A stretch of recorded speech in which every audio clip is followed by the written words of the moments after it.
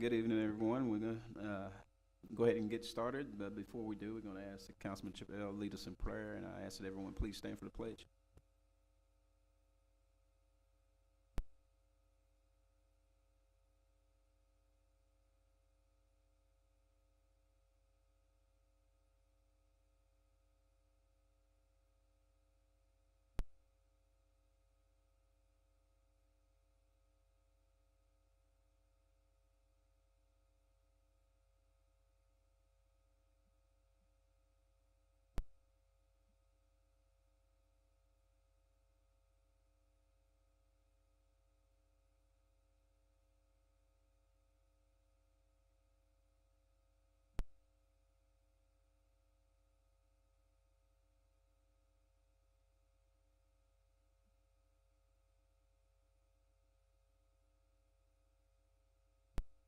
First, I'd like to thank all of you for being here tonight.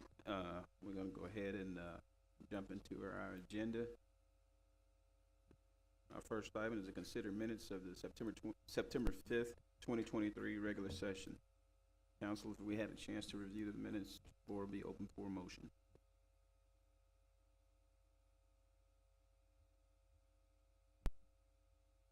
I'll make a motion that we approve the minutes of the September 5th regular session meeting as presented. I'll second that motion. We have a motion made by Councilman Dale, second by Councilman Chappelle. Madam Secretary, record a vote, please. Aye. Aye. Aye. Aye. Aye. The vote is unanimous. We'll now close that item on the agenda. Our second item is public comments. The City Council welcomes citizens' participation and comments at all council meetings. Citizens' comments are limited to 2 minutes. Out of respect for everyone's time, the council is not permitted to respond to your comment. The Texas Open Meetings Act requires that topics of discussion, deliberation be posted on an agenda not less than 72 hours in advance of the council meeting. If your comments relate to a topic that is on the agenda, the council will discuss the topic on the agenda at the time that the topic is discussed or deliberated. At this time, if we have anyone in the public that would like to come and address the council, please do so at this time.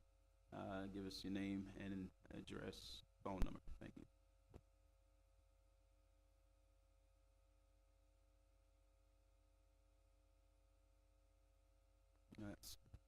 Also, sir, I was going to say you'll have to hold that button down the entire time you talk. Can you hear me okay? Great. My name is Steve Bolster. Thank you very much for letting me speak. My address is 1497 CR 3240 in Mount Pleasant. My phone number is 903-305-5408. Been here for almost 10 years, and our taxes are getting out of control. Last year I watched you folks tell a citizen that the taxes were high because of the Titus County Appraisal District. So I and others went to meet with the head appraiser. And I learned a lot. Learned a lot about the process of how it occurs. I really had an issue with the appraisal district, and I went in there. But come to find out, I got very straight answers. They're required to assess properties at 100%, and it needs to be within plus or minus 5% when they get audited. They have no flexibility. Then they send to your group a certified appraisal amount. You folks then determine the rate. To say this year you have lowered the tax rate is a little disingenuous. You're not lowering it nearly enough. These appraisals have jumped to almost 100% for everybody. You, or the city, will realize 40 to 60% in an increase in tax revenue. The spending is out of control. There's a taking advantage of the situation with the increase in the property values. We don't get to enjoy that increase in the property value until we sell, if ever. We moved here because of the low property rate. We moved here because we wanted a rural life. There's a recession going on. And you need to have regard for the people that are working hard to make ends meet during this time. Thank you for your time. Thank you, sir.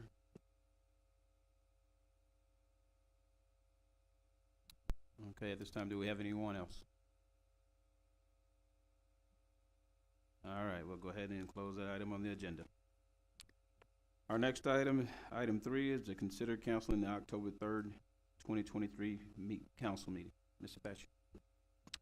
Mayor and council, because of the Texas Municipal League meeting that starts on Tuesday the 3rd and Wednesday, Thursday and Friday that week, we recommend we cancel. There's 2 or 3 council members going and staff going.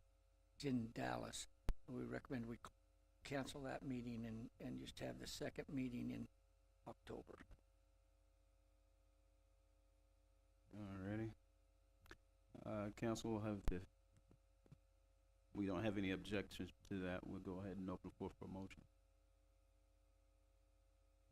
I move that we cancel the October 3rd, 2023 meeting due to TML convention. I'll second it. Okay, we have a motion made by Councilwoman Spruill, second by Councilman Adams. Madam Secretary, record a vote, please. Aye. Aye.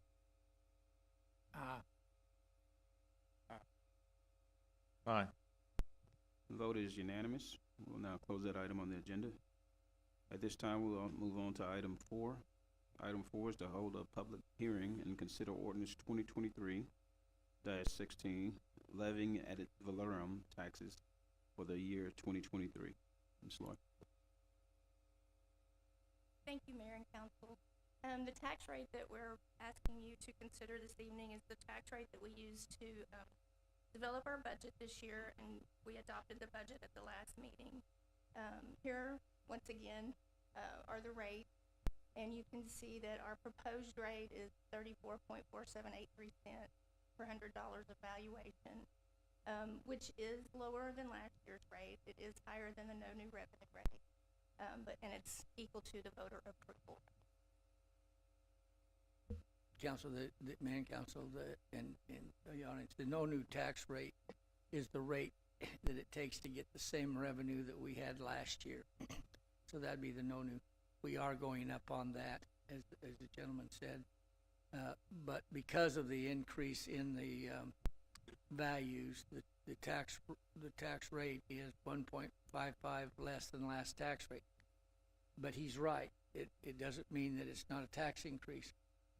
By law, and you have in front of you the motion that has to be read, states that the property tax rate will be increased by the adoption of this rate. That means it's higher than the no new tax rate that's published here.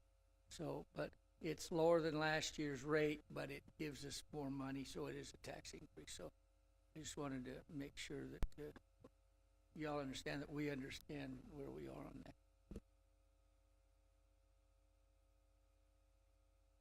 Alrighty. Do we have any comments on this item? This is a public hearing.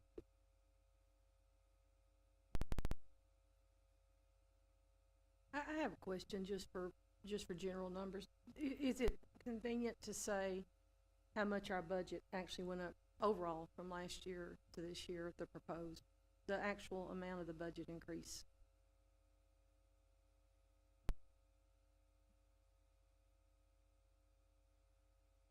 The actual amount of the tax revenue increase, well, I don't know the total budget. I just know what the tax revenue is, like that. Yes, ma'am. It's $514,000, of which $88,000 came from new properties on the tax roll. All right, thank you. Do we have any other further comments? Okay, I'm gonna go ahead and close the public hearing part of this and only for considerance of the ordinance 2023-16.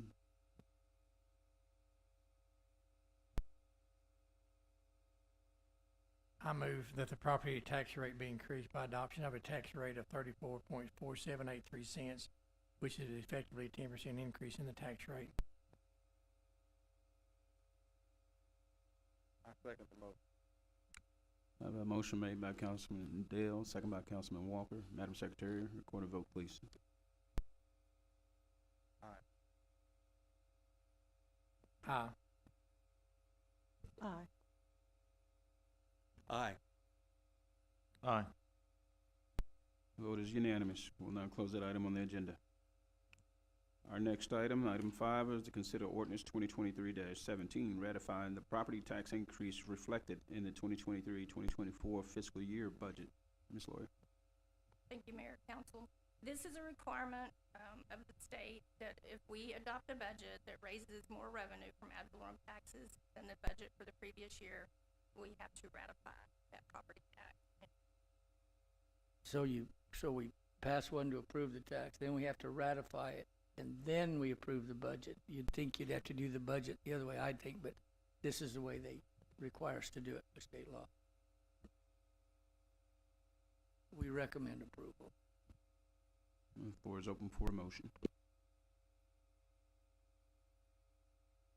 Ed, can you maybe explain to the public a little bit more about what ratifying the property tax means? Well, we last week, set a date today to set a proposed tax rate. You approved it tonight.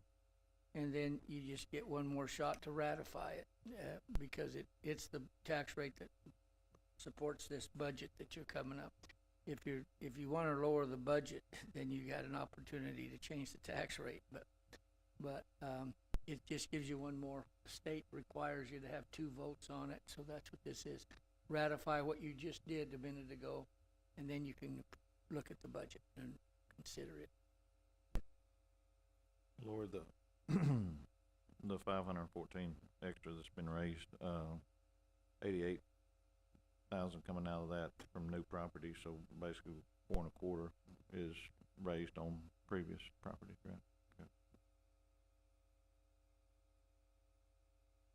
And is that new property, Ed, from annexes, I'm assuming, or where would that be from?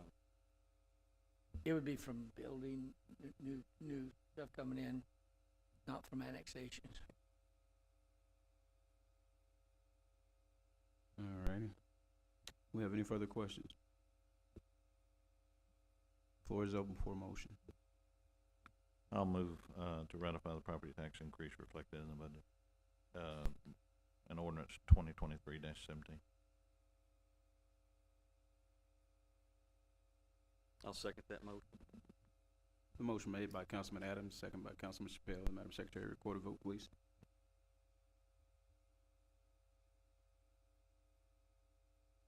Aye. Aye. Aye. Aye. Vote is unanimous. We'll now close that item on the agenda and move on to item 6. Item 6 is to consider ordinance 2023-20, amending the fiscal year 2023 budget. These amendments bring our budgets, into compliance with our legal level of budgetary control. It appeared that in the general fund specifically, there were several, areas in the, salaries and benefits that were under budgeted. So that's the majority of the amendment for that fund.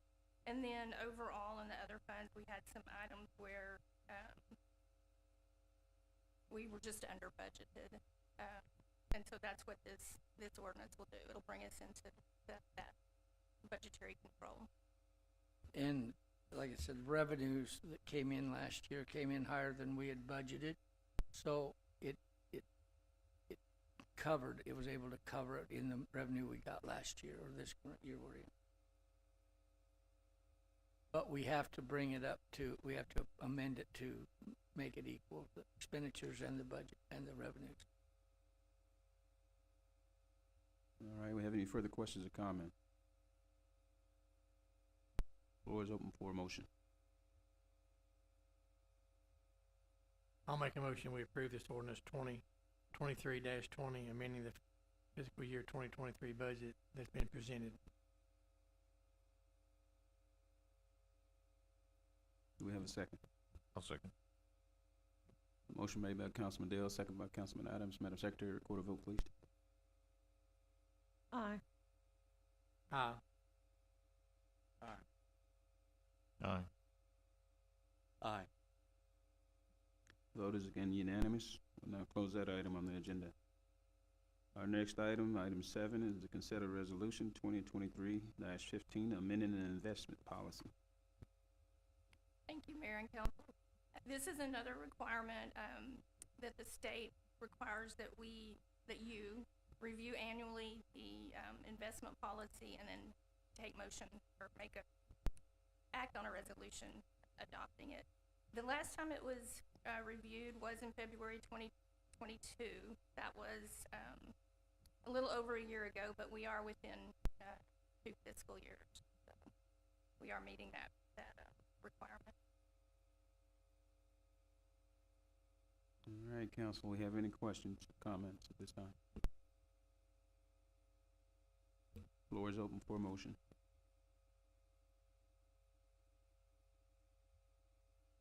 I'll move, resolution 2023-15. I'll second that. Motion made by Councilman Adams, second by Councilman Chappelle. Madam Secretary, record a vote, please. Aye. Aye. Aye. Aye. Motion is unanimous. The vote is unanimous. We'll now close that item and move on now to item 8. Item 8 is to consider ordinance 2023-15, updating user fees for building permits, code enforcement, park, civic center, and establishing fees for the Pilgrims Community Center. Mayor and council, we talked about this during the budget sessions. Also, we had a workshop on it earlier. Unless there's any questions, we would recommend this adjust the rates so that they're within what other cities do. We got a new community center, it sets the rates on that, and civic. And there's been, as we talked, there's been areas where we haven't had any increases, so it's up for your discussion, and we recommend approval. I might add that some of these, permit fees hasn't been raised since 2008, 9, 10. It's been a number of years for a lot of them. And I'd like to add, we had a workshop specifically on these fees, sort of twice, but just had one today. And overall, Mount Pleasant is still below most of our neighboring cities on these fees. We try to make sure that we want to be competitive, and so we've paid a lot of attention to the neighboring cities and what their fees are on these various needs and permits, and there's a lot of them, but anyhow, we're still competitive as a city with our neighboring East Texas cities.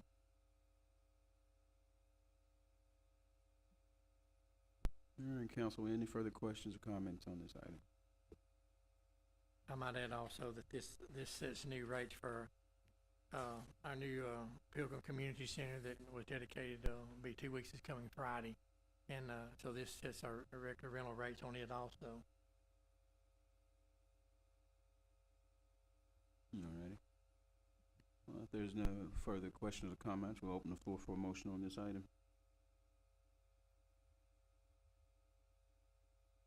I make a motion to approve ordinance 2023-15, updating user fees for building permits, code enforcement, parks, civic center, and establishing fees for the Pilgrims Community Center. I second the motion. We have a motion made by Councilman Chappelle, second by Councilman Walker. Madam Secretary, record a vote, please. Aye. Aye. Aye. Aye. Vote is unanimous. We'll close that item on the agenda. Our next item, item 9, is a discussion with Michael Beatty concerning the Anderson development. Mayor and council, we'd like to introduce or point out that Michael Beatty's here tonight with John Anderson to discuss the issues that we've all talked about over the last few months, And so he's here upon our request or your request, so welcome Michael and John, and so come on up, Michael, and he's here for that discussion. Yes, sir. Yes, sir, you'd have to hold it. Good evening, Michael Beatty, 4110 Riverwalk Drive, Flower Mound, Texas. Happy to be here. I understand there's still some questions, comments, or concerns regarding our project with Mr. Anderson. So here I am. All right. Thank you for coming, sir. We certainly appreciate your presence. Council, floor is open for any questions on the matter. I'll, ask a question. You said you were Flower Mound Riverwalk Drive. Was that a project that you participated in as well? Yes, sir. We own that project. I would, like to say that I spent some time over there, several times. I've been over a couple times actually. And, anyway, I took some time this weekend, and, very nice area. It's, when we're talking about a mixed use, development, it's not a lot around here, to compare to what y'all's vision is of this out here. And, I did take the opportunity to ask some questions of some of the people that were walking, and I asked them what they felt like the development had added to their life, and if they felt like all the amenities were adequate. Had a nice park area, had a riverwalk area, walking trails, and I've seen people walking with dogs and stuff, and to a T, every one of them that I talked to were happy with the amenities that were provided. Had apartments, townhomes, commercial. It was very nice, and so I just wanted to say I did speak with some of the people that live in that area, and they were complimentary. Thank you, sir. Thank you for visiting the Riverwalk. Let me ask you, Mr. Beatty, on that project, when did it start? Do you remember? Initially, it goes back to 2006 with a developer named Cole McDowell. 2006 with a developer named Cole McDowell. He carried it through the recession. Mr. Moyetti picked it up in 2012. It was an incomplete project. Went to work with the town of Flower Mound, came up with a vision to finish the Riverwalk, and then executed that vision by installing the Riverwalk first, the amenities first, and then built out around it the townhome, multifamily, and the restaurants. And that address is one of our restaurant buildings, which is on the water. Is actually Underdog, the middle building. At that time, the Centurion was a project you worked for them at that time, or was you an owner of this? No, I was a fee developer for Centurion American on that project. And then I acquired the entertainment district last year. So, what would be a fair percentage, would you say, that's completed of that, since you guys took over from in 2012 to 11 years later? What part of y'all completed of it, would you guess? All of the residential, the single family, multifamily, and the townhomes are complete now. We are asking the town for a zoning adjustment to finish the rest of the vacant land. The parcel of land that you saw between the hotel and the retail corner is currently zoned office, 3-story office, and there is no office market. I built the corner buildings, 29,000 square feet total, and have been unable to completely lease them up over the last 4 years, and then COVID just completely shut down office there. So the vacant land that's remaining, we are under the process of rezoning today. Everything else that was committed to has been built except for the amphitheater and a splash pad, both of which stopped because of COVID as well. There's a big outdoor amphitheater with 3,000 seats. So this project's been going on for 17 years from the inception of it. I know you wasn't involved until 2012, is that correct? Yes, sir. How many apartments would you say was there altogether? I got two questions here. What number of apartments, and then what was the total dollar value of this project from when you guys took over, and also when it started from the inception of it? Total number of residential units is 1,250. About 900 of those are apartments. on top of that, I believe it's 140 unit assisted or memory care. It's not in that residential count. The project, when Mr. Moyetti took over, had basic infrastructure in portions of it. The hospital had been started, and then the retail corner at the southwest side at 2499 and 1171 with Market Street. That was purchased by a retail developer, and that was ongoing. So everything internal had stopped with Cole McDowell. It probably took Merdad about 2 years to get through everything with the town, re-engineering, do the Lomer. There was a floodplain issue, so there's a reclamation issue where the creek was, and now the Riverwalk is today. So I'd say we started in earnest in 2017. And what was the dollar amount for the project? Total build out today is $386 million. That's from memory, so you check the tax rolls and I'm a little off, I'm sorry, but it's up there.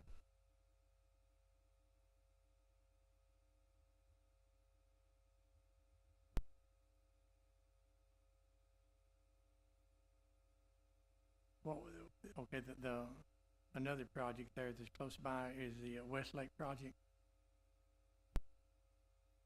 You've been involved in it since what year? 2013. Again, I'll ask my question, what part of that project would you say is completed today, and what's the total dollar value of that project? Horizontal infrastructure is installed on 60 of the 85 acres. Vertical construction is only about 28% complete today. That's a mixed-use project also? Yes, sir. It does not have multifamily. It's just fee simple, single-family townhomes and villas. I have about 128,000 square feet of retail today, retail, office, and commercial. We built a $12 million parking garage. That's 440 spaces. And again, like the Riverwalk, we did all the infrastructure first, so the canal, the water features, all of that was done up front. We're just working our way through the fee simple single-family product today, and our next phase of vertical construction on the commercial is tied to restaurants, and then the Highway 114 frontage road now being open. And that project total dollar amount was what?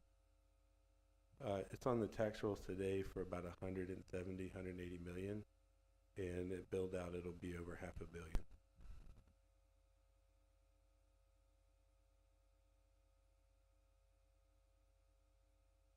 Did you was Centurion the original, or has it changed hands also like Flower Mound? You guys stepped in, you said in 2012?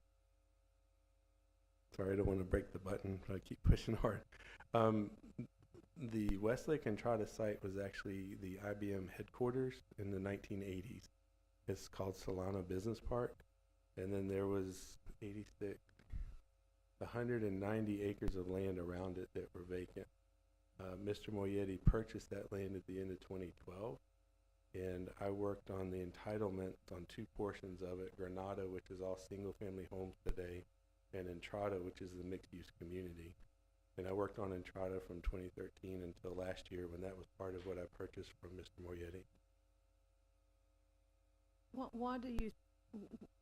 What has kept Westlake from progressing as slowly as it has for the vertical build out?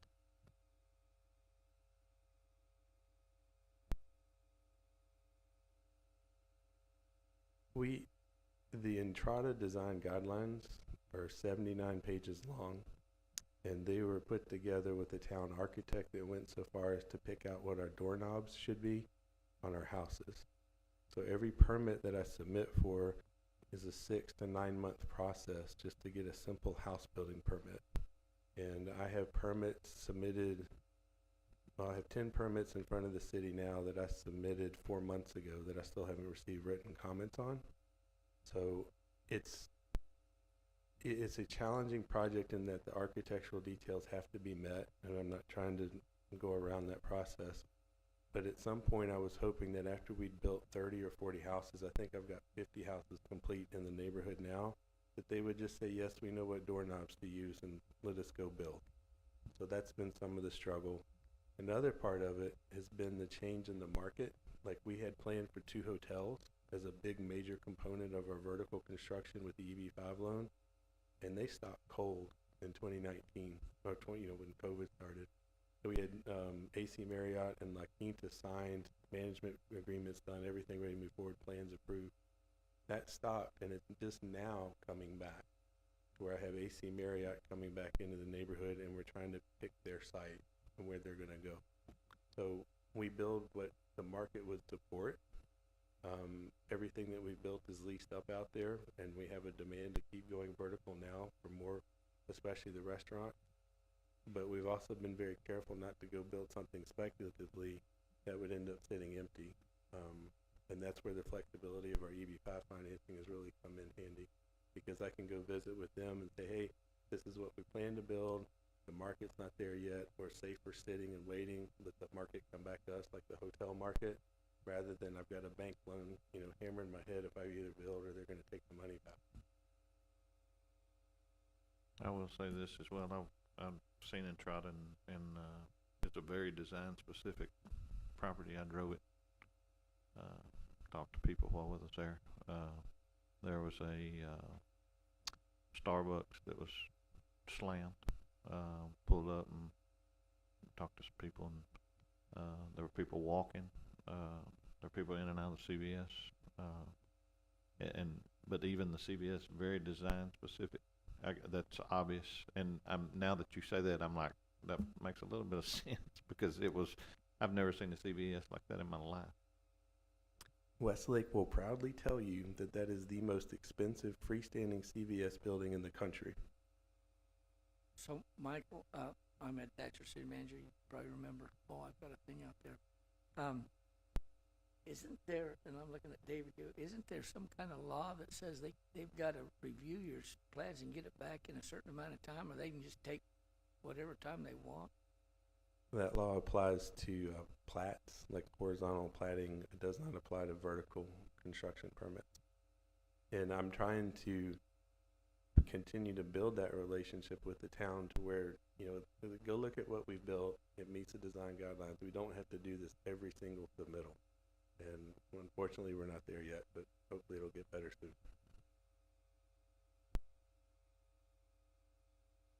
This project here, Mount Pleasant, is estimated at $280 million.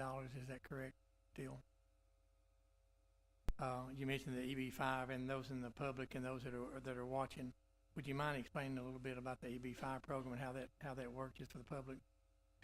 EB5 is a United States government program where foreign nationals can make an investment in America for a period of 5 to 7 years, receive those funds back. It's a loan that we take, and that helps qualify them to earn a green card, where they can eventually relocate here. Their children can go to school in the States, whatever their ultimate goal is.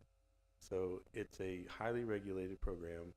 The hoops that the investors have to go through are absolutely amazing. Like, people get turned down all the time when they run through source of funds, verification, all that process. And we rely on our partners that are in that business, so that when we'll have a total of $120,800,000 per investor here. All of those people are completely checked out, and investments are sound. But it's really an opportunity to bring financing to projects that wouldn't other qualify. And it would be very difficult for Mr. Anderson and I to go to Dallas and convince, big bank X, hey, come out to Mount Pleasant, here's our story. They're growing, they have a great job market, there's a housing demand, city council wants us there, all of these wonderful things. And they would just pull up their spreadsheet and look at loan to value, loan to cost, and risk, and we probably would not be able to borrow what we're able to borrow through EB5. The second advantage for us is the time of that loan. That money has to be put to work or at risk in the project for a minimum of 5 years. So that gives Mr. Anderson and I time to adjust the market conditions. Maybe there's a change in what the housing market wants, or maybe there's another big user that wants to come be on the commercial corner instead of the little strip center. I mean, all of these things happen in business.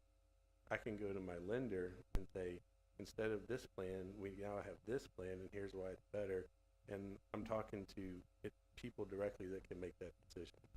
So we're not stuck on a railroad we've gotta go build X and it's gotta be done by this time. And those two components, the flexibility and the willingness to come to a rural market, I can't get in a regular bank today. Michael, I have a question, a comment and a question. The EB-5 program, why I understand it, was started back in the early 90s under the first George Bush president, I think. And it probably made a lot of sense then.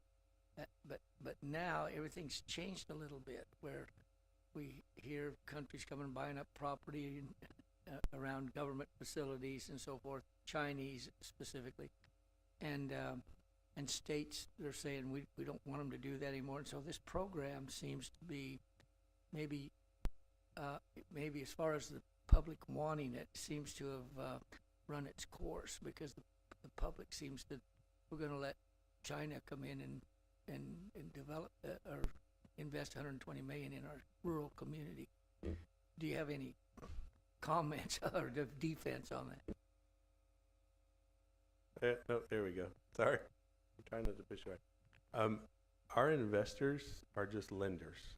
They have a first lien on the property. They don't own the property. Mr. Anderson and I retain title to the property. So just like your house mortgage and you have with, Chase or Countrywide or whoever, I guess not Countrywide anymore. That's how old I am. But they're just lenders. And when the project's done, we pay them their money back. They don't own any land in Mount Pleasant. I have had investors come to the Westlake project and they're looking to purchase individual homes to live in. But these are the type of people that we want to come to our country. They have the wherewithal and the means, and they're very, very talented to be able to write that check and qualify for this program. So if we're going to, draw a line in the sand about immigration versus, this program, if we're going to bring in people, these are the kind of people that we would want to welcome to the country. And they're coming in the front door, not the back door or the side door. So our program, the EB-5 program, allows that investment opportunity.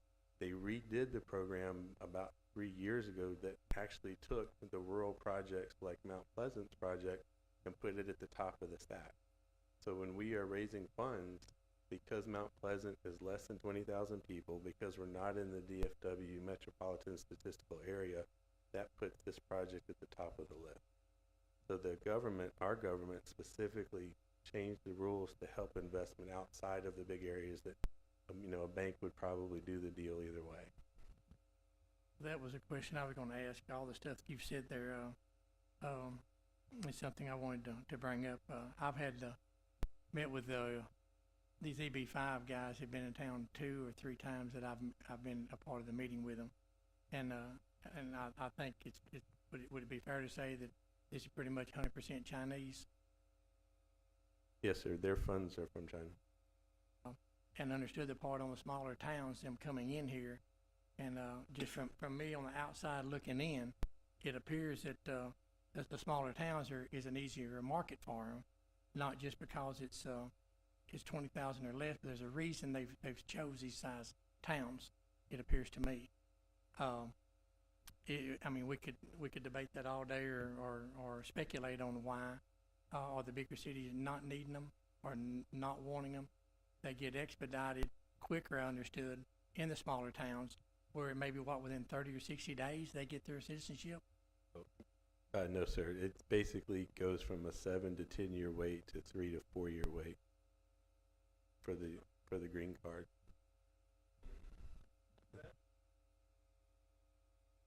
Yeah, the EB-5 program is run by the United States Customs and Immigration Service under the State Department.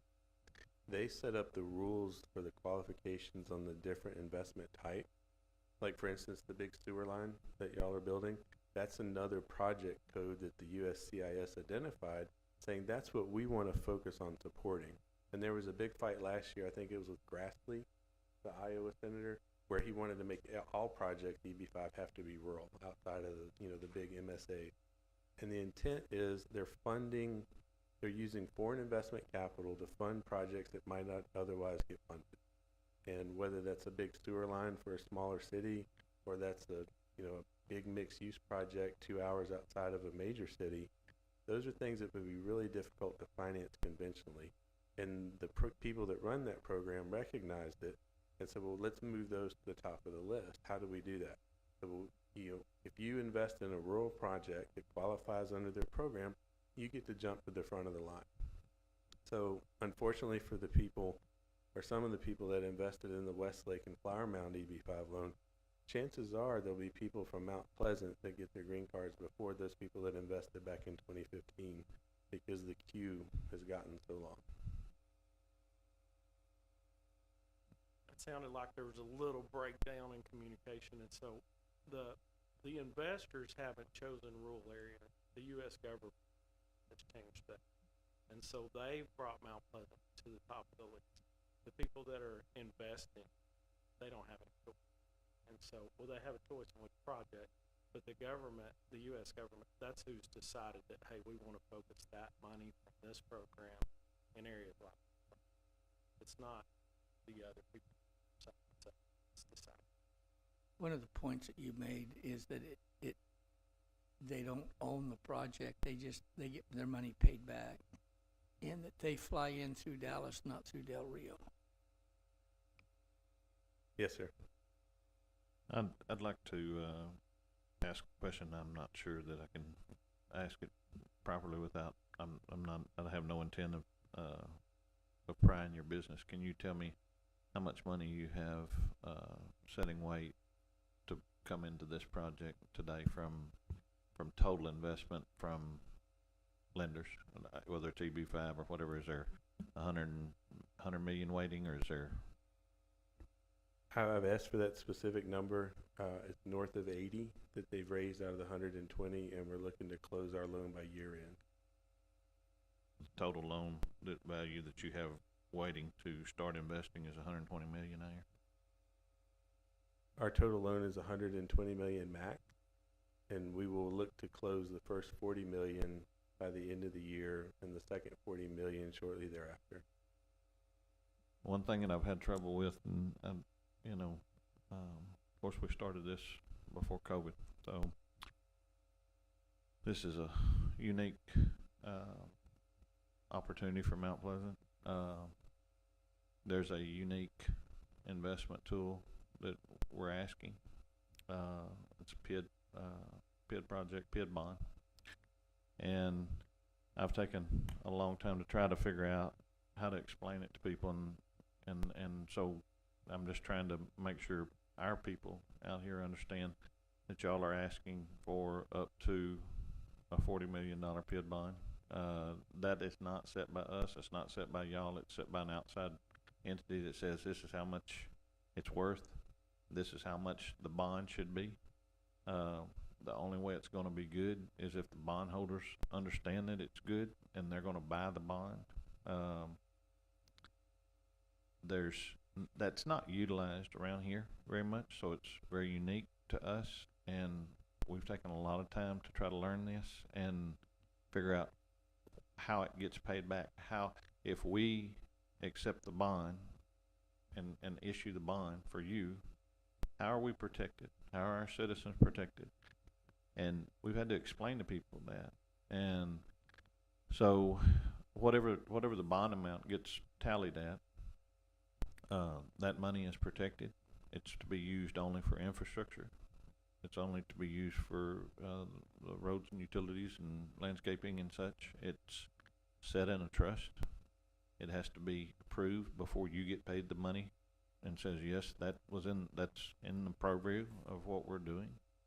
So yes, here's your money.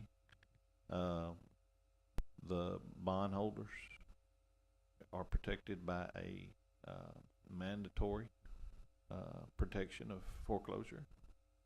If the bond doesn't get paid back, it's mandatory that we foreclose. It's not an option.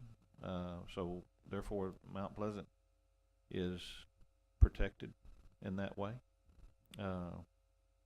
When we start talking about why it's being used, in my mind, what I've tried to understand is this money is something that y'all are used to doing in the larger areas, and it's used in areas where maybe the growth has outreached the infrastructure, or where the infrastructure wasn't, planned for something like this. And obviously, you know, we had, you know, foresight would have said, I'd love for the interstate to be built out and Mount Pleasant just grew a different direction. So, I think it takes vision to think about what y'all are doing. You know, if anybody said, what would 900 apartment doors look like in the area? Nobody's really ever thought about putting 900 apartment doors there. And so I understand the use of the PID. I do understand more so now because I've done the research and looked at it. And like I said, if people in town have not seen a mixed-use development like y'all are talking about doing, there's nothing like this anywhere around us. Nothing. Thank you. One of the things that we've changed in that request is we're no longer asking to do an upfront bond issuance, which is we would come to you before we put a shovel in the ground, ask you to sell the bonds. They sit in the trust. I submit a draw. You know, it's approved by a third party. We go through that process. We understand that concern. And in visiting with Mr. Anderson, the amended request is let us go put our money in the ground first.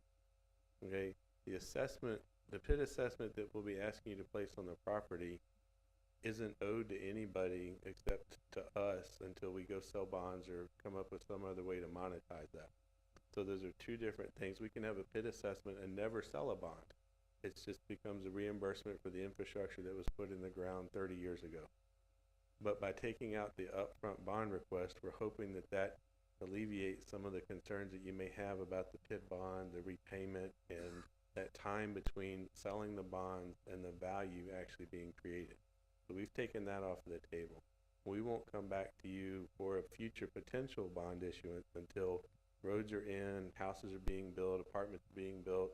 Hopefully we get the big user that Mr. Anderson and John Land have been talking to. All of those things are happening so that we've created that value before the city's asked to do anything other than just let us do the assessment on the land up front. And that assessment, you can't default it if we still own the property because it's an assessment back to ourselves. And it's not triggered as a financial event until we sell bonds or that assessment is transferred to, like I have an assessment on part of the Westlake project that I could sell as a discounted cash flow and somebody would buy that income stream for the remaining 17 years of that reimbursement. But yes, there is a risk in an upfront bond issuance. We've heard your concerns and we're asking that we not do that and instead let us go spend our money first and then you can drive out there, see the roads, see the buildings being built, and then we come back and say, hey, can we monetize this now? Or we may decide not to. I mean, it's a reimbursement mechanism for us on the property. How many years, what length of time are you thinking on the build out here of 900 apartments for y'all? 5 to 7 years total, probably 150 units a year and 10 to 12 month lease up, like units per month on a lease up. That's our current estimate. Now, again, going back to the flexibility EB-5, if I had a regular bank loan, I've got to deliver those units under that bank loan term. If we build the first 150 units and we're doing the amenity center first, that's another great thing about EB-5. That'd be really hard to do bank financing. And they don't lease up as fast as we think, or as fast as we hope. I can pull the throttle back. I don't have somebody telling me, you have to go build, you have to go build, you have to go build, because that's how you get in trouble. Just for the public, you know, the PID is talking, that's a public improvement district is what that is. And you might explain how that's paid back by the homeowners. I always refer to it similar as a homeowners association fee. And I'm sure they'll have homeowners associations out here within that. I'm thinking that's normal in these projects. So this is another assessment. And how much on the average home or the average townhome are you looking at for that? We have to finish our service and assessment plan to know the exact amount. I think it's going to be about a 70 cents per 100 on the taxes, but that's across the entire property. We may pull some of the commercial out. We may look to reduce that assessment moving forward because part of us coming back in the future, we save 2 years of capitalized interest that's built into those bonds. So that's a 30% cost savings that we get to enjoy just because we're able to finance the infrastructure in other ways until we get to the assessment. Michael, I understand that you gotta have rooftops before a lot of retail wants to come in, so we're looking at doing the housing first, or some of it first. And so that would be a question. The other part is, I understand also, from talking to your partner, that you're probably gonna retain the residential or the apartments, but you may flip the, commercial. So are you thinking that development-wise, you'll get in here and then you'll sell it to the commercial to some, or retail to the other developer, let them do it? And the other thing I want to say is, I understand cities may say you got to do commercial first or whatever, and I've always seen that in my career, that the developer knows the market, and people don't, they'll come when they think it's ready. You can't really force it or change it. But could you talk about, do you all see yourself through the whole thing as doing the whole project over the next 10 or 15 years, or do you think it could be another developer doing the retail? No, our intention is to develop the retail. We're talking to the one major user now where we presented a build to suit, and they've come back and they said, no, we really want to own the land and then we'll build it ourselves. So our number one goal is the overall success of the project. And if we have somebody that would bring value to the project, but they want to own their land, we will sell them the land. But the EB5 loan is specifically set up to fund the vertical construction component that we wanted to lease up and maintain an ownership of long term. So I think we have 5 of the 12 highway paths set up to build on in our funding mechanism, and we're looking to sell or ground lease the others. But it's really a user-driven market. One of our goals is to make sure we get this project into ICSC the next go-around, like late this fall and then next spring for Las Vegas. And I think that'll be a big draw. We're also talking to some of the big Dallas brokers in the retail market to get their interest out here as well. But we're not a fix and flip operation. Our goal is long-term ownership, but I don't want to lose what would be a valuable asset to the community out of saying, no, we've got to own it or we've got to build it for you. So we try to maintain that flexibility, but our goal is to keep the project as much as we can. Is the big user you're talking about, is that something different than the medical facility? That's a big retail. Yes, sir, it's the medical.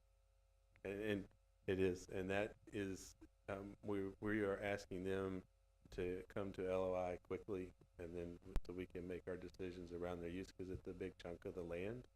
But if they come, that is the kind of amenity that you really can't buy. That's not in the PID though, right? Their participation, or if they choose to come, will affect what we ask to do the assessment on. That's part of the discussions that we have with the commercial buyers, who are more sensitive to the PID assessment than residential buyers are.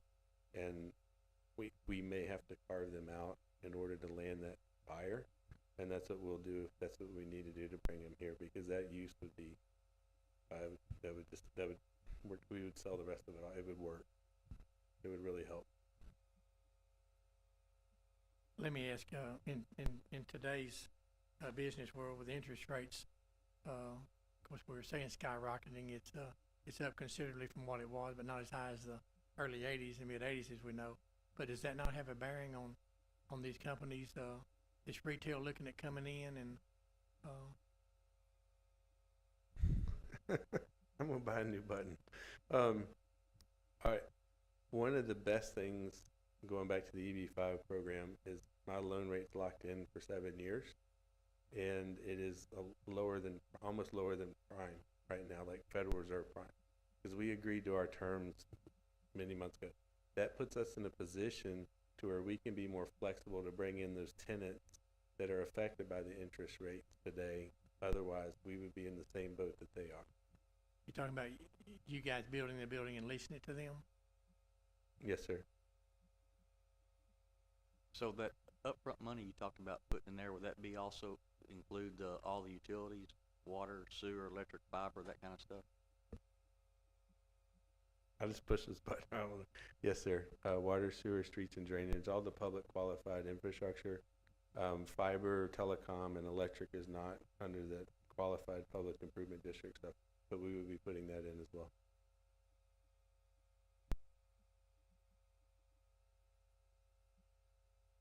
Forgive me if I'm being redundant. This is a very complex proposal. Lots and lots of things to consider. Would you please go back to the bond thing? You said you may delay actually using some of the bond money. And so what benchmark is going to be in the agreement about when you would need or want to access the bond money? Yes, we would not ask you to issue bonds at all until that phase of the horizontal infrastructure is complete and we're able to start going vertical with the building.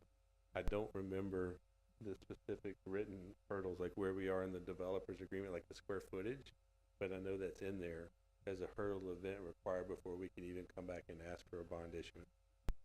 We had talked, I think, to John and Jim and Jeff, and I had talked with John about having some benchmarks through the first horizontal infrastructure, get so much done before you do a draw.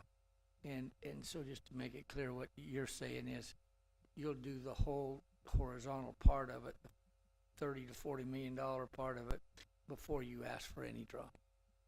We would ask to complete a phase. Okay, I don't know if we really want to go put all $30 million in the ground at once. We did that in Westlake, and it's kind of hurt us a little bit. You know, I want to come at this from a phased approach and look at what we can do lowest cost hurdle first, and then when we get to like the residential lots, that's going to be our highest development cost because it's almost an offsite coming up from either the highway or from 271.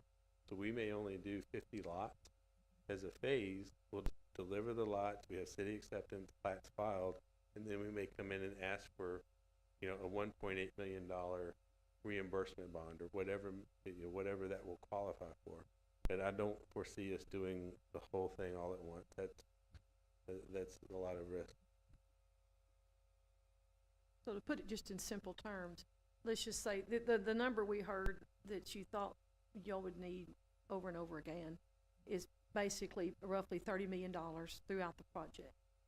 You're saying now that it's not like as soon as all the paperwork's done and a few things, boom, here's you $30 million.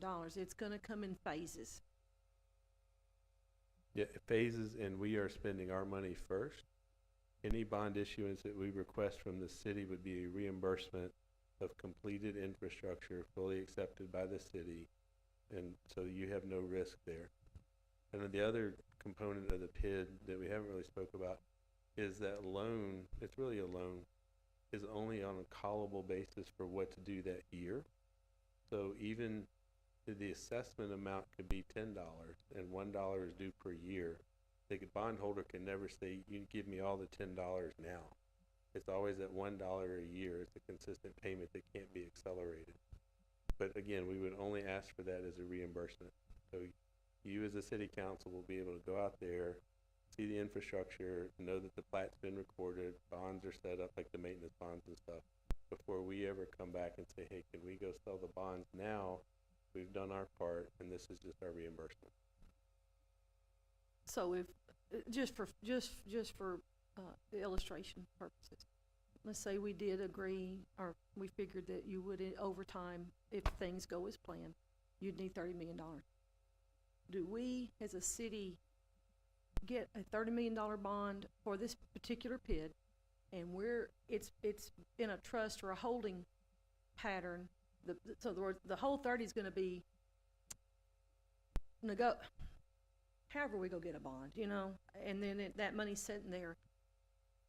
But are you saying that you are, even if you don't, let's say it's a year before you actually get $2 million of it, whatever, but the repayment of the bond starts immediately, right? Whether you're using it or not, the principal amount of the bond? Yes, ma'am. That was the original request. because once the bonds are sold, they are earning interest day one. Instead of doing that, what we're asking to do is we'll go put the infrastructure in with other financial means. So it's finished and done, and when we come to you, it's for reimbursement. So if we ask for a $10 million bond sale, we've done a third of the infrastructure. You would issue those bonds. We would receive the 10 million back at once because we've already done all of that work. So you're never gonna have money sitting in a bond holding account that's earning interest that's not being put to work. We would have already made that investment up front, and your bond issuance just becomes a reimbursement for us. And then at that point, you would start making the payments on that single $10 million, correct? Yes, sir. I'd also like to go over the development agreement just a little bit so people understand that y'all spent a lot of time with our people trying to put the development agreement together. This isn't, and regardless, if you hand off 50 of the homes, that developer, I say hand off, if you sell off 50 of the homes, that developer is required to go by the development agreement just as you are. There's no, hey, I'm gonna sell this off, you can build a Jim Walter out here. That's not how it's gonna be. It's, we've set up the development agreement, who, if y'all don't know, was done by Robert LaCroix and the rest of our team. And these are people that have done development in the Metroplex for years and years. And it's not, we set it up so that's a upgraded version of a developable property. It's not, we're not talking about something 10 years from now it's going to be falling apart. Yes, sir. You have 3 different levels of protection from the city side. You have your zoning, and then you have your developer's agreement, which is a contract between the landowner, whoever the landowner is in the future in the city. And you also have the CCRs, which we are going to be enforcing on the private side, but that's something that can come back into the city court as well if it goes really sideways. Our CCRs are coming from mixed-use developments that we've done in Dallas. It will be Mercer Crossing, which is based in Farmers Branch, and the document, our zoning document, started with the Mercer Crossing development as well. So we have those CCRs ready to go. I can forward them over at any time if you want to review before we record them. But all of that runs with the land. So if Mr. Anderson and I decide, we want to retire and sell everything, you're still protected. Future generations are still protected. Any investment that the city makes in the project is protected because of those controls that are put in place today. Is this development agreement complete today, or y'all still working on it? Yeah, we're still working on it. We're gonna stop till after this meeting, and then it's very close to being done. The last thing we were talking about were those benchmarks that we haven't agreed on. We haven't even talked about them really, so we're just waiting to get this meeting over and go back.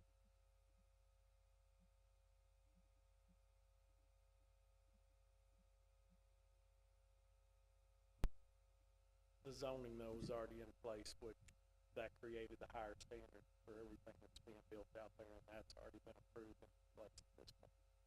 And so as far as that first level of protection is already there, which ensures that forever, unless somebody comes back to the city council and they agree to make a change, then that'll always be a higher standard of quality in that development.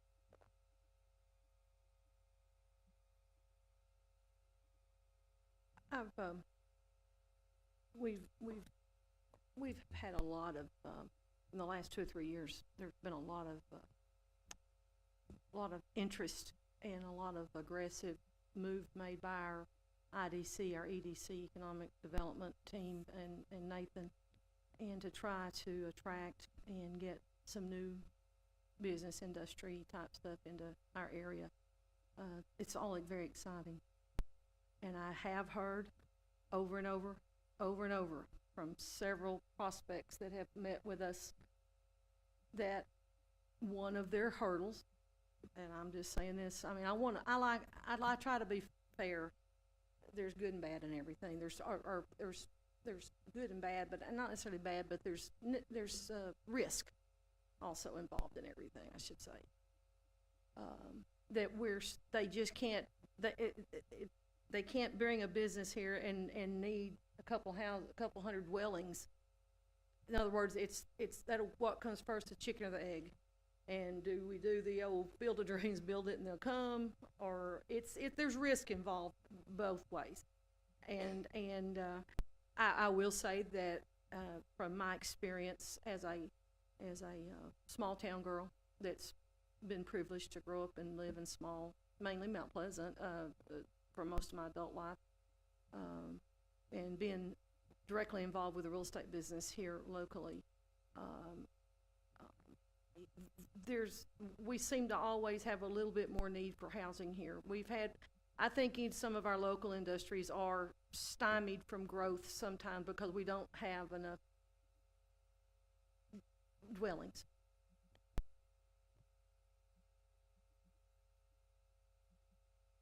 I do know that as time goes on, things will change. I am concerned, and I'm just being honest, for the public, for you, from my seat right here while I'm on this council, if it comes to a vote while I'm still here. I just think it's going to be hard locally in our small community to educate buyers to the PID assessment that's going to attach. It's several $100s a year. It's not a couple hundred. It's hundreds of dollars. And they're going to have to be convinced when they can go out here outside of this development and buy in our area that they can also buy another option if it's available without those assessments. Are the amenities there out your back door, the marina on the lake and the park and the walking and, the amenities, close shopping and things that hopefully will come as a mixed-use development. I am concerned about that. I think one of the things I've heard from others that in other areas that have tried to resell properties that have the PID, it becomes an issue sometimes even more on the resale of property to try for that individual to be able to resell their condo or house or whatever they're selling than when you put that on the market. Because one thing that we do is for the buyers, we tell up front in a listing agreement a traditional thing. This is your estimated taxes, HOAs, or whatever's in place that year on that property. So automatically, when a potential buyer that's not educated is looking, they're going to see this $250,000 place versus this one, and because of the extra fees.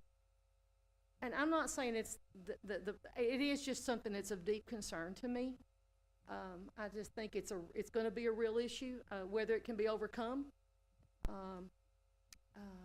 I don't know. That part of it is just something I can't get away from.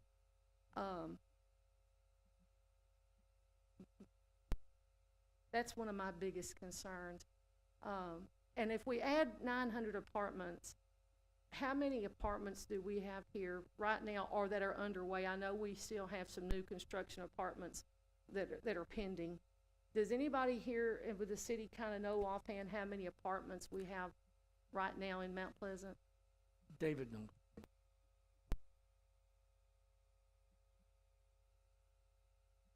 Name and address and title. Yes, the total number of apartments that are in Mount Pleasant, or the total number of apartments that we have that are under construction or soon to be under construction?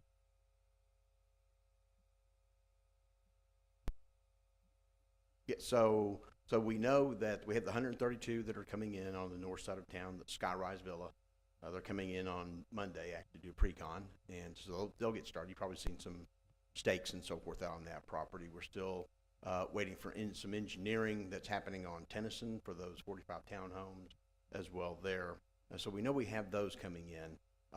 Total number of apartment units, I don't have that number, but. Can you mention the property across from those townhomes that you have apartments that are going to be coming? And so where along Tennyson, there's also a developer who just recently purchased the property there that's going to provide some additional apartments there as well too. We don't have a plan on that as of yet, but we know that he's coming in with a plan, and what they provided at the beginning is quality as far as their townhome, so we're expecting the same for the apartments that they're going to come in with, that they're proposed. And he mentioned he's gonna open that road back up.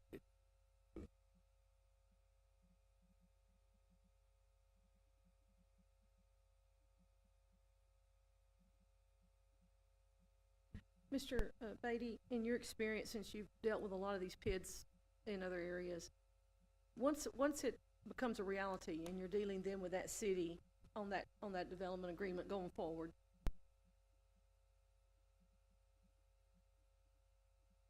how do I put this? How many times is it gonna have to be renegotiated after it closes, so to speak? I mean, it's an ongoing thing, and I know things are fluid, and I know things change. I get that, and I realize that. Of course, again, whatever we vote on here in the next few days or weeks for this, one way or the other, will be passed on to another council, another city manager, maybe even other developers. Where I'm getting older, not younger. And of course, what my desire is that we pass on something to them that's well done, with clear directives, that won't throw them into like, oh my gosh, what did this bunch do to us? I'm really concerned about the future of Mount Pleasant, as we all are, I think, and what we put in place for them, because most of it will come to fruition without any of us being involved, I'm pretty sure, because it's going to be several years to get to a certain level. But with that said, I mean, I hope we're not overdoing it in the near term on apartments. Apartment offerings tend to be more transitory, temporary, or people that are just not able or willing to make an investment in a home. It's still the American dream to own your own home, I think. And apartments attract a different, and all the brand new apartments are pretty easy to rent, but after they began to be have wear and tear on them and things, that changes. So, and I'm just being honest with you and the public. We're here talking, we need the public to hear because we're talking about a huge project one way or the other. And and as always, there's people that have, let's go for, throw caution to the wind. If we don't take a step of faith, we're never going to have a something, others that say, it's just too much, it's too much, it's too much. It's just too big a bite. Is there any chance, and this is just a question, it's not it's just a general question, is there any chance that y'all could do a development out there and not do it mixed use, just do it for dwellings? The property that Mr. Anderson identified for this project, going back to, I believe, 2016, is on two major highways. You have Interstate 30 and you have Highway 271. And then going backwards from that major intersection, we have a beautiful lake. But there's not that much land between those two, the road and the water. In my experience in riding around this community, there's a lot of prettier land that's farther away from the highway, that if I was to choose residents to purchase and live in and make a home, I would rather be a little bit farther out as far as that highway intersection. So I think our uses that we put together for that specific location make the most sense. We do have residential offerings in our development, but they are off the highway, they're on the water. We're hoping that the grade will help with some on the highway noise, like get down the hill and closer to the water. But going back to when I was talking about phasing our development, if I was to stand in front of you and say, I'm going to deliver 900 units in 3 years, y'all should kick me out and don't let me come back. But we're in the same boat, and we want to see the same success. And I think our 100, 150 unit phases make a lot of sense. Now, I may turn in a set of plans and try to get everything approved and off the shelf, but I may come in and say, I'd like to start 2 buildings in the next 6 months. And then 6 months later, I'd like to start another building we've pre-leased. Whatever the market dictates that pace of absorption is, that's what we have to follow, because we don't dictate the market comes back to us. So I understand the concerns there. We don't want to go overbuild. It's actually very comforting to hear that 2 other developers see the same opportunity in Mount Pleasant that we do. And it's not really a competition, because I personally believe, I know Mr. Anderson, he showed me this, there's a huge pent-up demand for people that are driving in from the fringes of the county to work. And if they could work and be 10 minutes away from home instead of 45 minutes away from home, in a very nicely done community with a lot of amenities and the restaurant, I think that's what we have to offer that's unique. But the worst mistake I could make is to go put too much product on the ground speculatively and just expect the market to be there. And again, the EB5 loan is flexible enough to where I can say, hey, we're not leasing what we thought. We're going to tap the brakes a little bit. And I don't pay interest on that money until I've borrowed that money. Like you were talking about the bonds, you pay interest on bond money day one. The way the EB5 loan works, they could raise the whole 120 million. We could do our phase 1 and things aren't going as fast as we think. The rest of that money sits there. I don't have a clock running until I'd say, okay, next draw, next project, next building. So that's the kind of flexibility that I think helps guarantee success of our project, or at least helps to ensure it. You know, there are no guarantees, but I just want it to be clear that we're not expecting to make a market here. Our job is to react to the market as it comes to us. Right.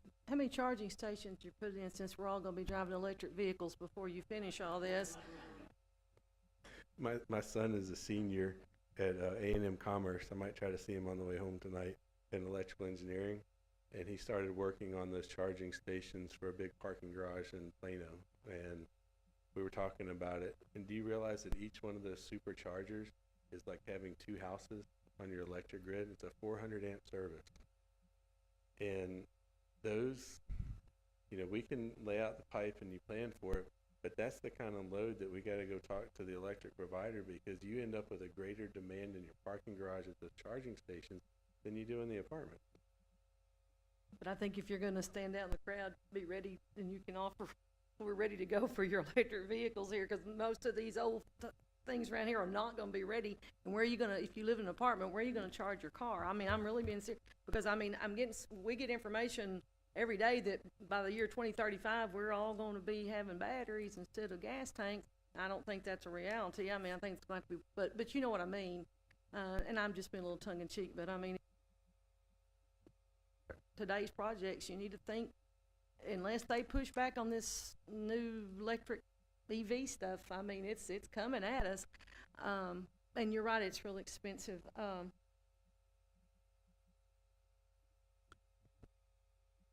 We will have charging stations. Just, it amazed me that they draw that much power. Okay, Tim, you had a question? Yes, I've got just a couple more questions.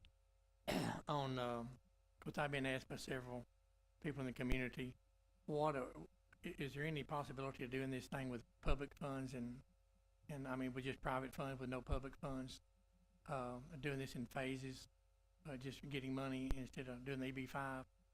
What is the possibility of doing that? The EB5 is privately funded. The public fund component would just be if you issue bonds in the future as a reimbursement now.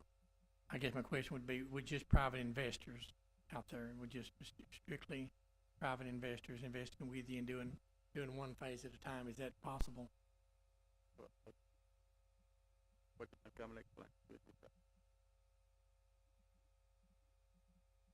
Short version is you'd never get it done. You know, if I went to Guaranty Bank today and said, hey, we want a line of credit for $100 million, they're not going to do it. Private institution won't do. And it's just hard for everybody to get their head wrapped around what the demand is in rural America.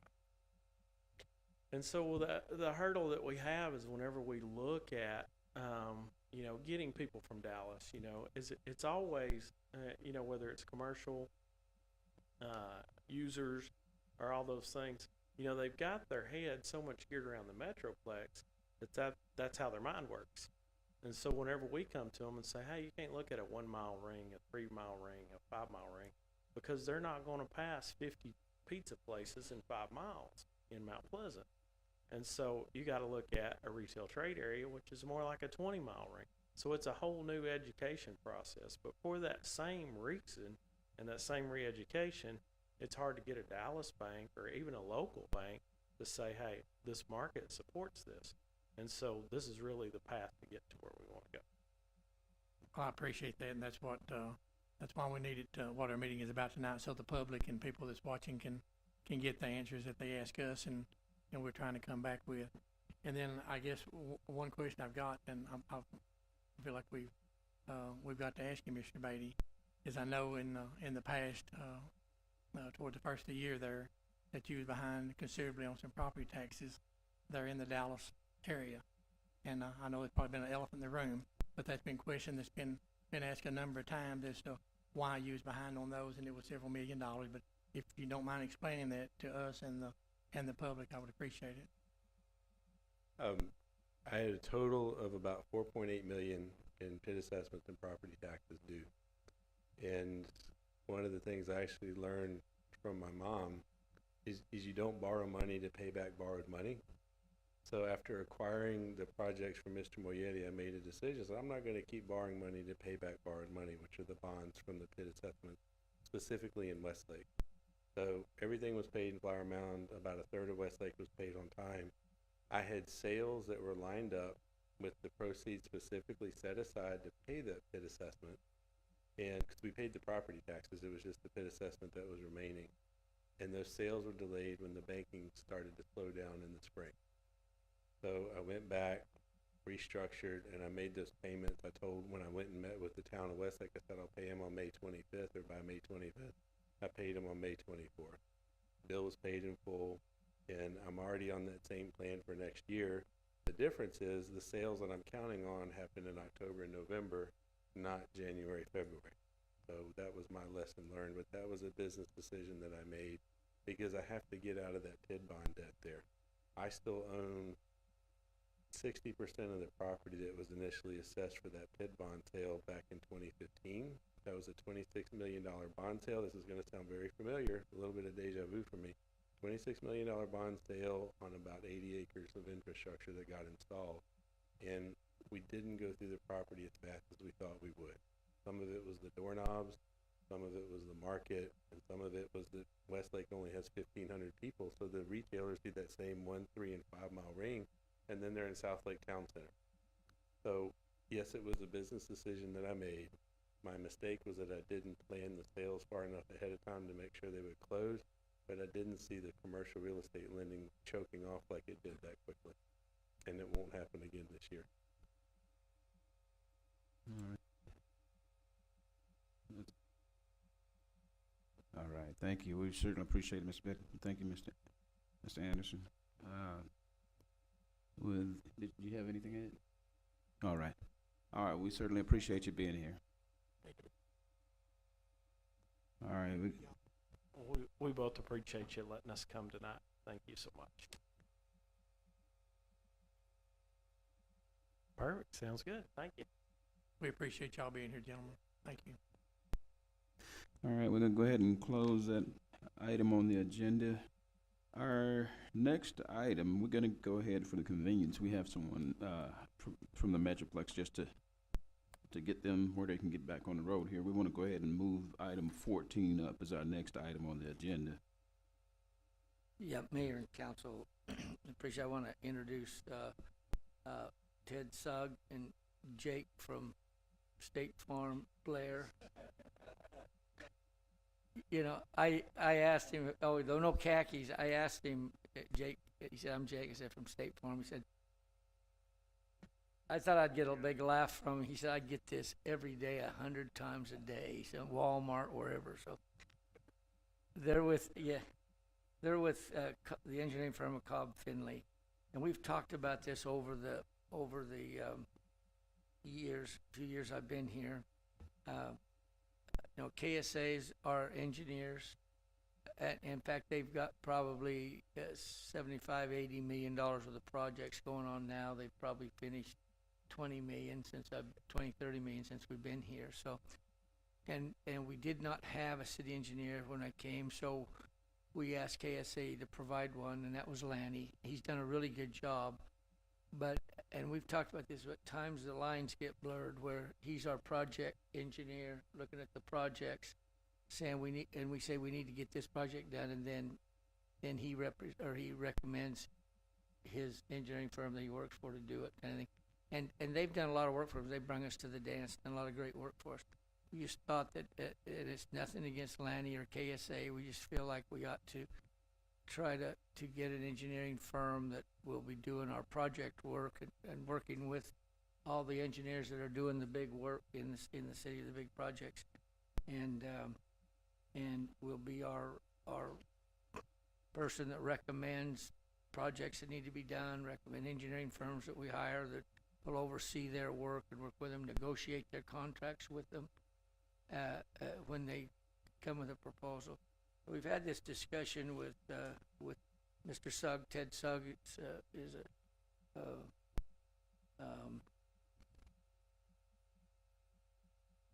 he's a principal in that firm, and Jake is the engineer that he would recommend would come and do some work for us. So I'd like to introduce them, and then we, as a staff that use them, we talked with them about how the logistics would work for them to do.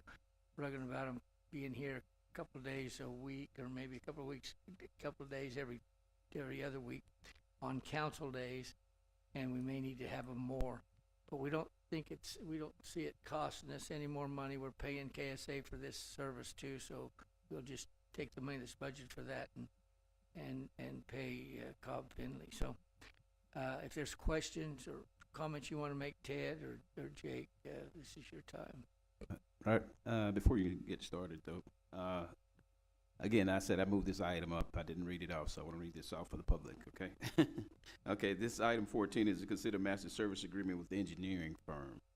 At this time, you guys can go forward. Thank you, Mayor. Yes, my name's Ted Sugg. I'm with the engineering firm of Cobb Finley. I've been with the firm for 13 years. I've got 33 years engineering experience. Actually from a small town. I'm from Paris, Texas, so traveled 271 many times. We are a city engineer for several cities, so this is something we do. This is routine to us. We have this experience.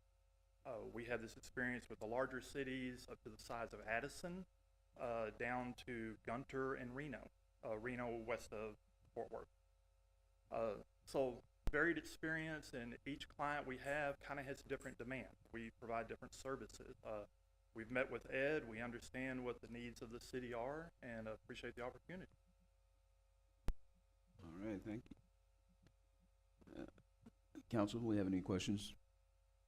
I'm sure you guys have worked with KSA in the past. I have not worked directly with them, but I'm very familiar with them, yes. So Ed, just please make it clear, I guess, for me, they'll be doing some of the work and KSA will still be doing some of our work. It'll be split between them, and is that what we're talking about? No, if you think about it, KSA, we've given them the contracts to build the wastewater treatment plant, to do the engineering work on redoing both of the water towers, to do the engineering work to put in water sewer lines and so forth. And so what we're talking about, and then our city engineer then,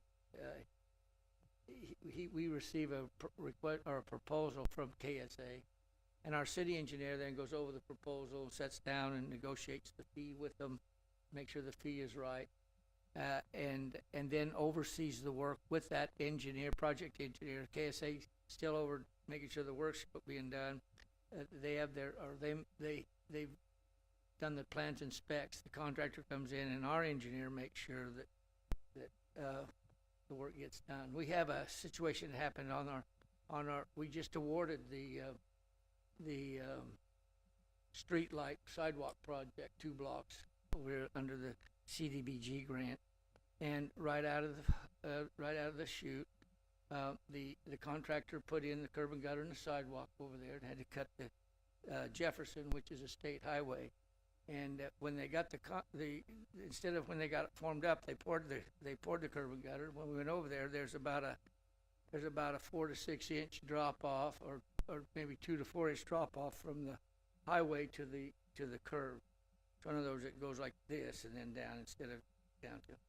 So we met over there, and I said, so why didn't, when you formed it up, didn't you call us instead of pouring the concrete, you know, kind of thing. And so we asked the engineering firm that did it, did you build this per spec? And this is what you wanted to do? Yes. And the contractor, did you build this per spec? And he said, as far as I know, I did. And we look at our city engineer, and he anyway. So there's 3 of them looking there, and they said, well, the contractors agreed to mill it down. We had to get state in there, and they said, you can mill it down and then slope it down. And they said, so the contractor will mill it down if the city will agree to pave it back. And my thought was, we already paid for the plans and specs, and we're paying the contractor that bid on it. And why has the city got to go in and fix the problem that we hired them to do in the first place? Now that's an example of something that our city engineer would go take care of and represent us in, and say maybe the engineer has a responsibility, or maybe the contractor has a responsibility. But my question is, why does the city have a responsibility in that? So it's somebody to watch out for us. And Lanny's really good, but he's never said, this is our fault, we'll pay for it, kind of thing. It's always, you know what I'm saying? It's just, I'm not saying anything bad about Lanny. Lanny's done a good job. It's just the line gets blurred when these guys are watching the hen house, and the other guys are in the hen house doing the project. So it's like having the same person approving the specs. The engineer draws the specs, they review them, they approve them, then they go build it and they watch it, but having the same guy do that. As you know, Lanny's good, and we all like Lanny. He's been here and so forth. It's just hard to have the same company do these large projects for us. That's overseeing it, same thing. So that's what we're trying to get away from. And Ted and Jake understand that. Lanny understands that. And you'll still see Lanny lots, because again, they've got about $75–80 million worth of work still to do. So in that scenario with the streets that we're renovating right now, did they not turn a set of drawings or specs in for us to look at first before it was even done? So, but have we taken the time to look to see that the engineering drawings were what reality became when that was not done right? Did we see that? Did the engineering drawings show what was actually poured out there, or did they pour it wrong and set the forms wrong? Those are the questions we asked just last week, and what I heard back is contractor will mill it down if you'll pay for it. No, let's find out. We'll find out. Yeah, who? Yeah. No, that's exactly where I am. Let's find out.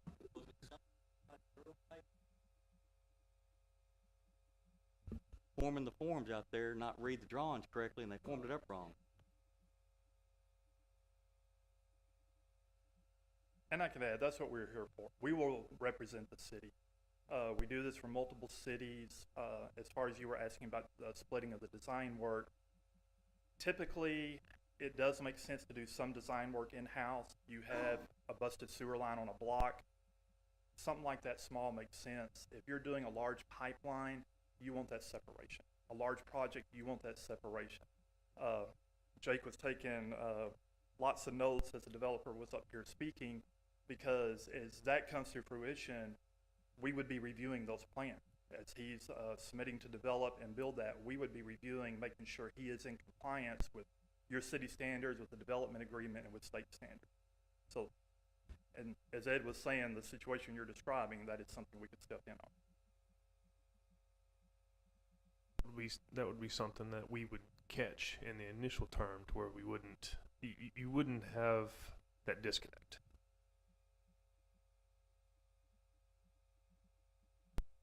Do you guys bill by are you just a flat fee retainer? Is it by the hour? Is it by the job? How is the billing with you guys? No, I do not believe in retainer. We bill by the hour. You pay for what you use. We have clients that we are working for that I will go 2 months and never send an invoice because I never hear from them. And we have other clients that I have an engineer working 30 hours a week for them. So it's all based on your demand. That demand, we know what the demand was the first year we started doing this, and it's been about the same. So we're just starting out with them knowing October 1, I guess, or really tomorrow to work on this project. But yeah, but we know that money's in the budget, so we'll just see how that works. And we'll use them. I said a couple of days a week. They said, how about let's start 2 days every other week, so you'll be here on council night, that kind of Tuesday, Wednesday. And we'll see how that goes, but and there's gonna be calls and questions, and they can call and work remotely on a lot of stuff, but if we need to be on site, we'll do that. So that's, we'll just feel our way through, and when we get through the end of the year, we'll kinda know what the annual thing will be, but I don't think it's gonna be much more than what we're doing right now with KSA. And KSA is gonna be okay, because not only are they getting this, they're getting their fee from these big projects, so they're still taking a lot of work from us here, which is good. All righty. Thank you. Council, we have any further questions? All righty. We certainly thank you. If you guys don't have any further questions, we certainly thank you. As we said through that, I thought I could have put you up closer and sent you down the road, so.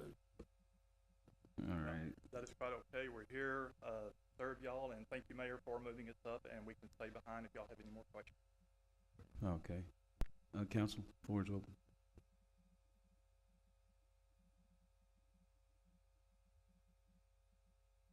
Floor is open for a motion on this item. I'll make a motion that we approve this master service agreement with the engineering firm of Cobb Finley, and we appreciate you guys being here tonight. I'll second that motion. All righty, we have a motion made by Councilman Dale, second by Councilman Chappelle. Madam Secretary, record a vote, please. Aye. Aye. Aye. Vote is unanimous. Once again, thank you, gentlemen, for being with us today. And at this time, we'll close that item on the agenda, and we'll revert back to item 10 to get back in line where we were. Item 10 is to consider casting the city's votes for the election of the Titus County Appraisal District Board. Mayor and council, we need to just postpone this item to another meeting. If you read the letter, Shirley said that they gave us so many votes, and she's going to send us a letter telling us asking for nominations and tell us who has been nominated. So we don't know who to cast the votes for. But because we were canceling the next meeting, I went ahead and put this item on, thinking we may, from last Thursday, we may get the letter from her and we could act on this now. If it comes in this next week, you'll have to go to the meeting, the second meeting in October time. So anyway, so we don't have that letter, so we need to move it to the next meeting. All right, we'll go ahead. We can go ahead and do that. I'll open the floor for a motion to move this item to our next meeting. I make a motion that we move casting the city's votes for the election of the Titus County Appraisal District Board for the next meeting. I second the motion. Motion made by Councilman Chappelle, second by Councilman Walker. Madam Secretary, record a vote. Aye. Aye. Aye. Aye. Vote is unanimous. We'll go ahead and close that item as we move it to our next meeting. Now we'll move on to item 11. Item 11 is to consider award of a chemical bid, 8-2023. Mayor and council, we have the chemical bid before you. We do this every 2 years, and we had 7 bidders, and the chemical cost did go up. We went up about 100%. And one of the questions that you may have is, can we go look for other people? But what it is because we're the rule, people out of Houston or Dallas, they get our bids, or we send them out, and there's a area that they have, and so we're in their area, so you can't go out that area. So we're kind of locked into who gets to bid on it. Once again, it just shows how the price of everything goes up, and this is, for the public, this is what, how we treat our water. And, so all that goes into factor of what a gallon of water costs. Anthony, with this price increase, and you may not have the calculation, but just that alone, what would that actually add to a gallon of water right now? I don't have that, but I can tell you that last year we, just in the water plant, if I can remember, it's about 700,000 for chemicals just for the water treatment plants. So that's going to double. You're talking about, As you know, we're starting or in the process of doing a rate study. We take in consideration the projects we got going, that bond that we're gonna do, some that we're about to do, and also increased costs of operation, all that goes in to figure the rate. So the rate that we expected to increase, because we're gonna have a lot more to do, but this will be one of those things will be in there, and we'll have to adjust the rates accordingly. that's what I was just fixing to say, Mr. Thatcher. This is happening in all cities. I mean, this not just Mount Pleasant, it's everywhere. It's just, our inflation. I will note that they did not, we go for 2 years, and they did not raise their rates for 2 years, so that was a plus for us. How long are these prices? I mean, if they come down, can we renegotiate before 2 years, or is this a 2-year contract? This is a 2-year contract, and it renegotiates in 2025, but they do have the option, if it goes up, to send us a letter to say they're gonna go up on the prices. Hey, Anthony, right here though, on your sheet here that shows the rates and all, it says contract will start October 1 of 2023 and end September 30th of 2026. I think that's a misquote. It's 2025. I think so, yes. Do we have a clause in there that if the price goes down? No, sir. And all my years doing this, I've never seen the prices go down. But then again, my next breath is you've probably never seen it double either. That is exactly, I was shocked.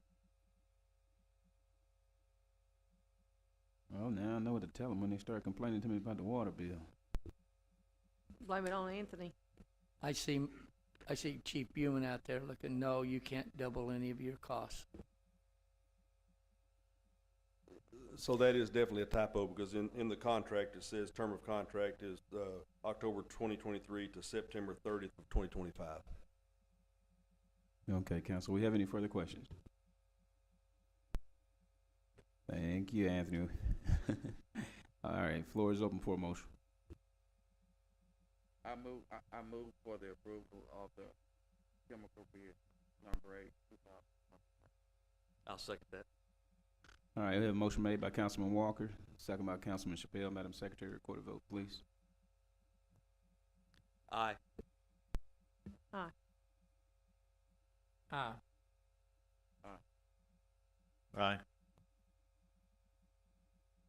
Vote is unanimous. We're gonna go ahead and close that item on the agenda. Our next item, item 12, is to hold a public hearing and consider ordinance 2023-18, a request from Richard W. Baker on behalf of RB Capital Ltd. for a zoning change from general retail district to commercial district for a 1.185 acre parcel of land being described as Mount Pleasant City, block 52, lot 11, a part of the Barry Merchant Survey, abstract number 358, City of Mount Pleasant, Titus County, Texas, generally located on the northwest corner of West 12th Street and North Jefferson Avenue, which is business 271, is addressed at 1201 North Jefferson Avenue, zone 2023. Thank you, Mayor, members of the council. Good evening, and of course, Mr. Thatcher as well. The property that we're looking at is 1201 North Jefferson, and it's here on the northwest corner of West 12th Street and Jefferson. And you can see the existing structure here. This was built back in 1960, I believe, was the Mason True Value Hardware store. And essentially what this is going to do is going to remain the same land use. You've probably driven by, you've seen the renovations that have been going on, some of the exterior as well too. And essentially the reason why we're here tonight is this is a zoning request from a general retail district to a commercial district. And essentially when you take a look at the land use, the specific land use itself as a hardware store is not going to change. This is going to be a hardware store. The purpose of this is the applicant would like to have an outside storage area here or display area. It'll be enclosed in a fence, it'll be covered area, and it's going to be for retail items like gardening supplies and things like that.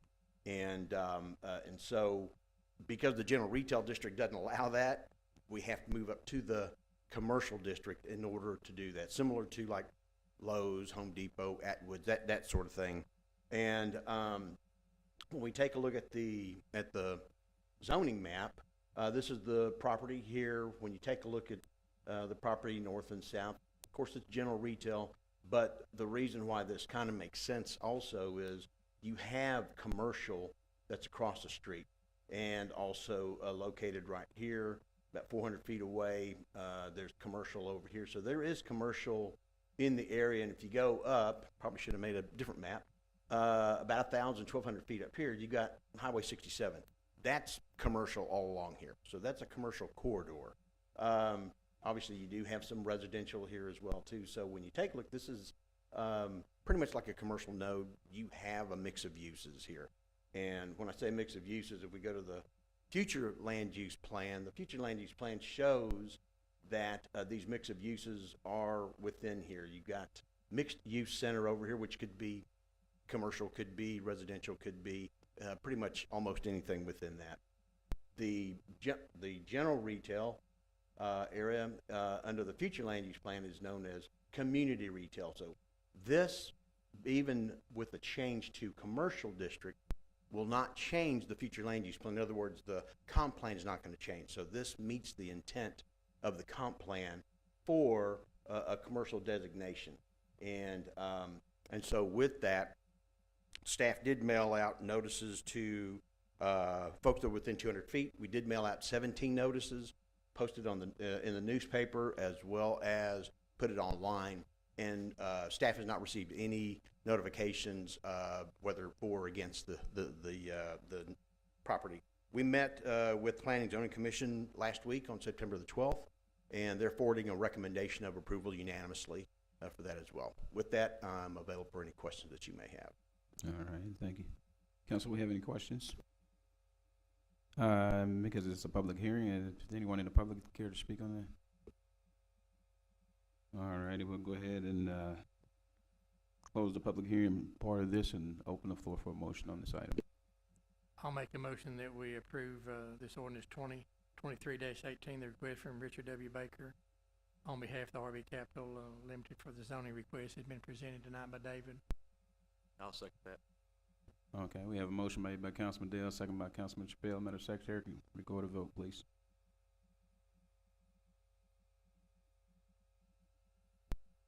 I do have a question before I vote. This is more than a public hearing. There is an action to be taken tonight? And I vote aye.